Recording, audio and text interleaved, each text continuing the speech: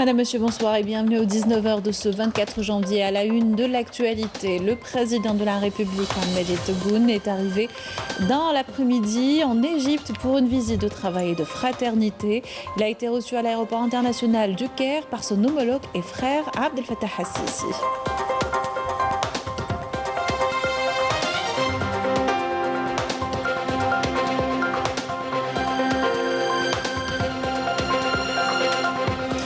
Lancement depuis la base aérienne militaire de Boufarik de l'opération d'expédition et de transport d'aide humanitaire composée de 108 tonnes de denrées alimentaires et 400 000 doses de vaccins anti-Covid-19 Sinovac à destination du Mali frère.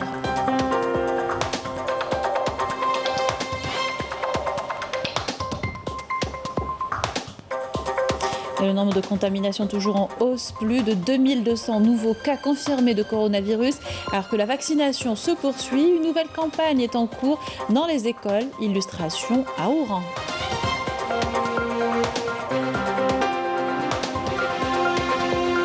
Et on vous emmène dans l'extrême sud du pays. À la fin de notre journal, la beauté mystique du parc national du Tassil et Nadjer suscite l'intérêt. Exemple avec la visite d'une délégation de diplomates dans le site classé patrimoine mondial. Bienvenue à tous, heureuse de vous retrouver. Je vous le disais en titre, le président de la République, Ahmed Tebboune, est arrivé dans l'après-midi en Égypte pour une visite de travail et de fraternité. Il a été reçu à l'aéroport international du Caire par son homologue et frère Abdel Fattah al-Sisi et de hauts membres de l'État égyptien.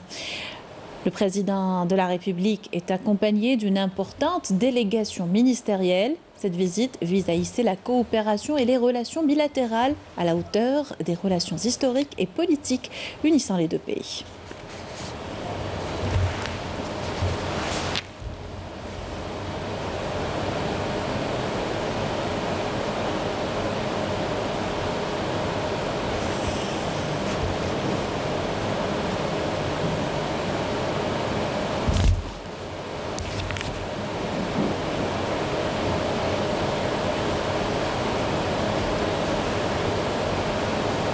Le président de la République a quitté Alger ce matin à destination de l'Égypte après avoir entendu l'hymne national au salon d'honneur de l'aéroport international Ouali Boumediene. Le président Ahmed Tebboune a passé en revue une formation de la garde républicaine qui lui a rendu les honneurs.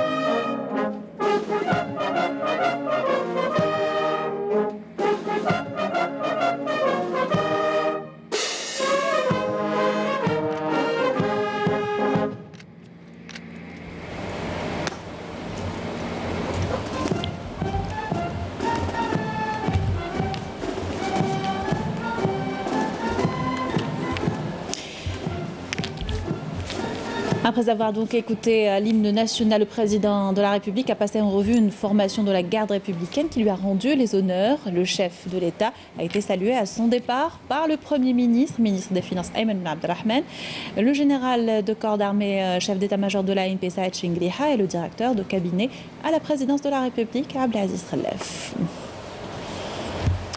Coopération, le Premier ministre, ministre des Finances Ayman Ben Abdelrahman a reçu aujourd'hui le ministre qatari de la Justice, Massoud Ben Mohamed Al-Ameri. Les deux parties ont passé en revue la réalité des relations entre les deux pays frères et les voies de les renforcer dans les différents domaines, notamment la magistrature et la justice constitutionnelle. La rencontre s'est tenue en présence du ministre de la Justice, garde des Sceaux.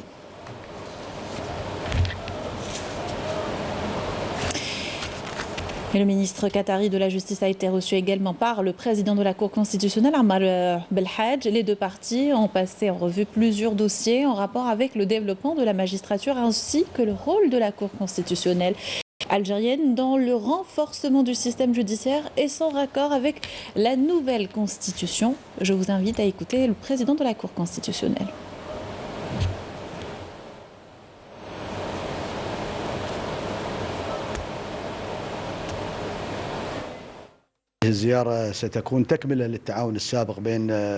Cette visite intervient dans le cadre du renforcement des relations entre l'Algérie et le Qatar. Nous sommes également convaincus que cette visite, qui porte sur le volet juridique, a des horizons plus vastes. Je suis ravi de rencontrer le président de la Cour constitutionnelle, avec qui j'ai échangé sur plusieurs questions concernant le travail de la Cour constitutionnelle et ses spécialités.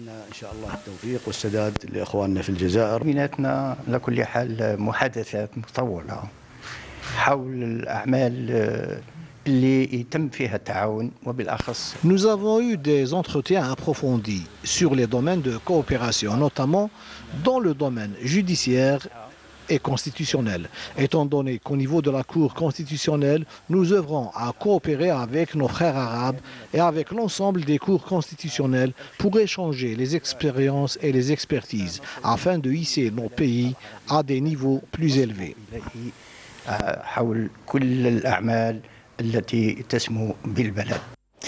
Et le ministre de la Justice, garde des Sceaux, Abdelrachid Tabbi, a également reçu son homologue qatari Masoud Ben Mohamed Al Amiri. Les deux parties se sont entretenues au sujet des relations historiques entre les deux pays et les deux peuples.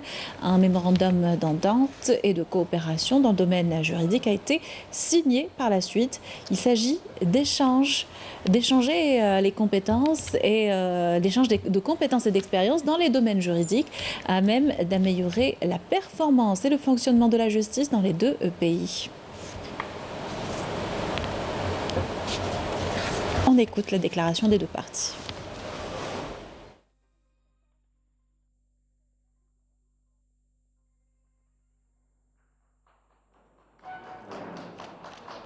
À travers cette rencontre et cette visite, nous parachevons un long parcours de coopération et de coordination bilatérale dans le domaine juridique et réglementaire.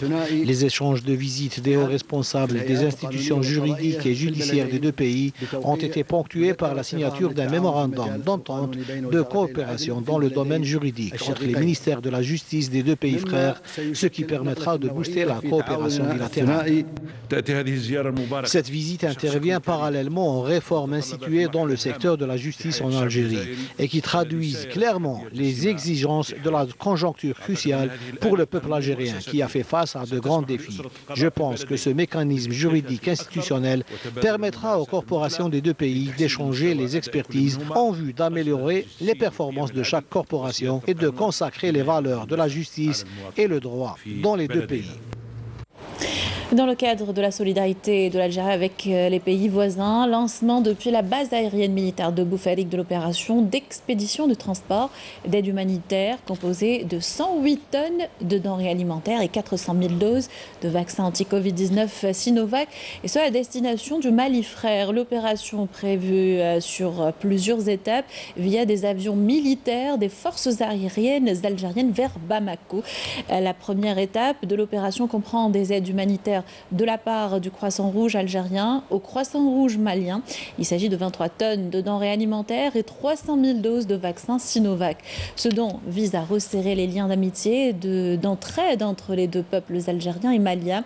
La deuxième étape aura lieu demain avec l'acheminement notamment 200 000 doses de vaccins contre le Covid-19.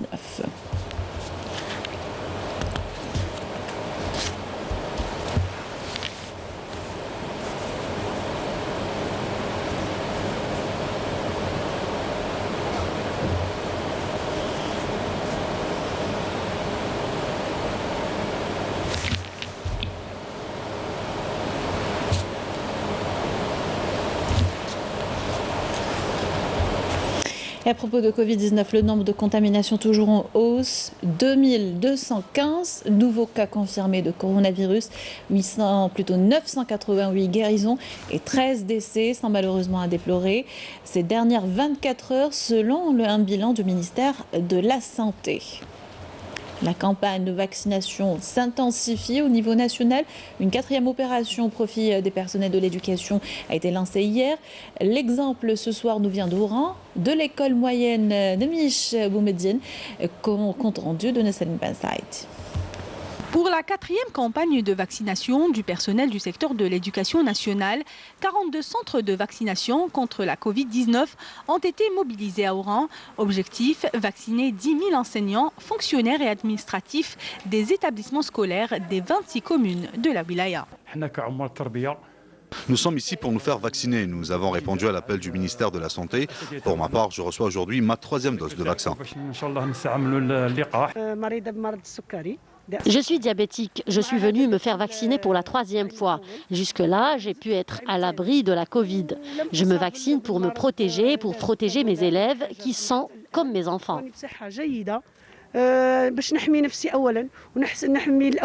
moins de 25 équipes médicales mobiles et fixes ont été mobilisées pour la réussite de cette campagne qui s'étale sur 5 jours au niveau de tous les établissements scolaires. Nous souhaitons vraiment que le personnel de l'éducation soit coopératif et qu'ils viennent se faire vacciner pour se protéger, pour protéger leurs familles et protéger les élèves. Nous avons ouvert des centres de vaccination à travers toutes les communes de la wilaya, que ce soit dans les 41 unités de diagnostic et de suivi ou bien grâce aux équipes mobiles qui se déplacent dans les établissements scolaires en coordination avec les services de santé. Une opération qui vient en application des instructions du ministère de tutelle et des autorités publiques relatives à l'intensification de la vaccination contre la Covid-19, notamment en cette période d'augmentation des contaminations. Et le développement de la situation épidémiologique sera le thème de votre émission Santé Mag ce soir. Sarah Cherif recevra le ministre de la Santé, le professeur Abdelrahman Ben Bouzid. Ce sera à partir de 21h sur Canal Algérie, bien sûr. L'aliment pour bétail, sujet de contrebande. Pour y faire face, une large campagne de contrôle est organisée sur le terrain. Les équipes de la gendarmerie nationale et du ministère du Commerce et de l'Agriculture sillonnent les points de stockage dans 15 wilayas. Yannis Saïd Belkacem. En plus de l'indisponibilité des aliments de bétail, les prix sont à la hausse. À cause des prix des aliments de bétail, nous vivons une situation pénible. Les prix ont doublé. En temps normal, ils étaient cédés à 3500 dinars. Maintenant, ils coûtent 4500 dinars. Face au trafic des aliments de bétail et la hausse de leur prix de vente imposée aux éleveurs, une large campagne de contrôle et de lutte contre la contrebande et la spéculation de l'aliment de bétail a été lancée par la gendarmerie nationale en étroite collaboration avec les services des ministères du Commerce et de l'Agriculture au niveau des entrepôts et des points de stockage des aliments de bétail à travers 15 wilayas. Nos unités ont pu constituer plusieurs dossiers contre 184 contrevenants. Comme nous avons saisi une quantité d'aliments de bétail de 2984 tonnes, soit 7,7 milliards de centimes. À l'instar d'autres wilayas, Djelfa, une région à vocation pastorale, a connu une opération spéciale pour endiguer les fléaux de la spéculation et du commerce illicite. La brigade de la gendarmerie nationale de la wilaya de Djelfa a saisi une importante quantité d'aliments de bétail et de blé dans plusieurs entrepôts, points de vente et de stockage qui ne disposaient pas de registre de commerce ni de facture d'achat. Cette lutte se poursuit à travers le territoire national afin de parer à la spéculation. Les éleveurs seront ainsi approvisionnés en aliments de bétail sans perturbation et avec des prix plafonnés par l'État. Et on va à Constantine, où l'entreprise nationale des granulats, l'unité d'Al Kharoub, s'est spécialisée dans la fabrication de carbonate de calcium. Pas moins de 300 000 tonnes sortent annuellement de l'usine. L'entreprise compte se développer avec l'entrée en service prochainement d'une 2e usine. Amalie Siridir. Utilisé dans plusieurs domaines tels que l'industrie du plastique, l'industrie du verre et du bâtiment, le carbonate de calcium est une matière vitale, fabriquée désormais au niveau de l'entreprise nationale des granulats, Unité d'Al Kharoub. afin de satisfaire le marché national et assurer un produit de qualité. L'entreprise nationale des granulats est leader dans la production et la commercialisation des carbonates de calcium depuis 1994. La capacité de production est de 300 000 tonnes par an. Avant qu'il ne sorte de l'usine, chaque produit subit un contrôle rigoureux pour nous assurer de sa bonne qualité. Une autre usine répondant aux normes internationales est en cours de réalisation afin d'assurer la disponibilité des carbonates de calcium, une matière indispensable dans plusieurs industries.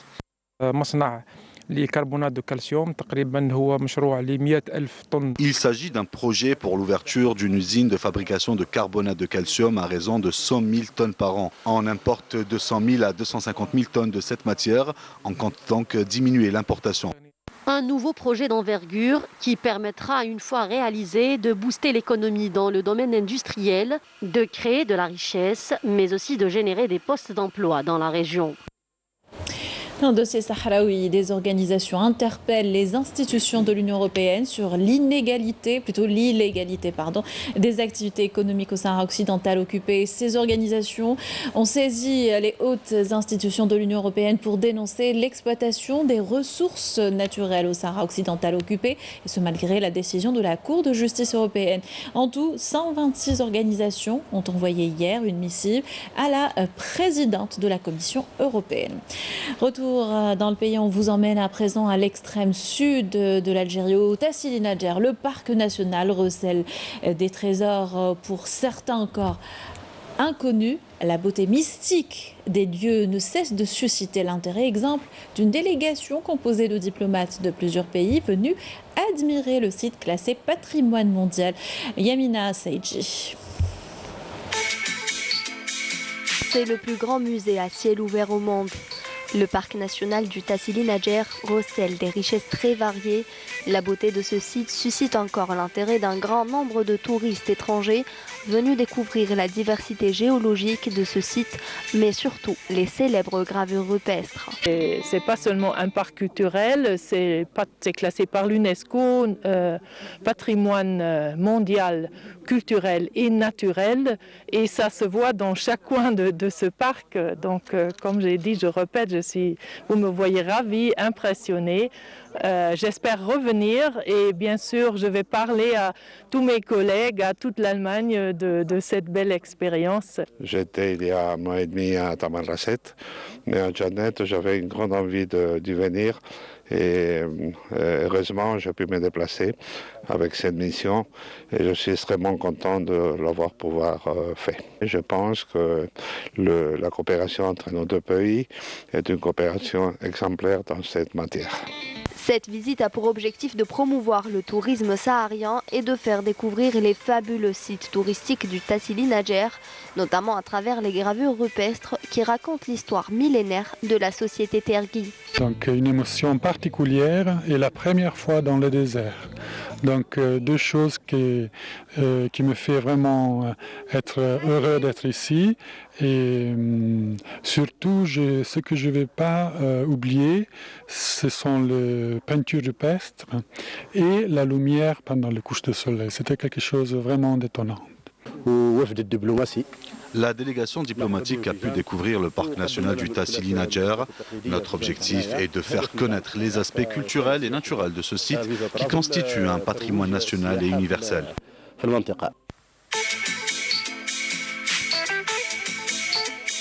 Une région touristique par excellence, le Tassili Nadjer devient la destination privilégiée des visiteurs étrangers avides de découvrir le grand sud algérien.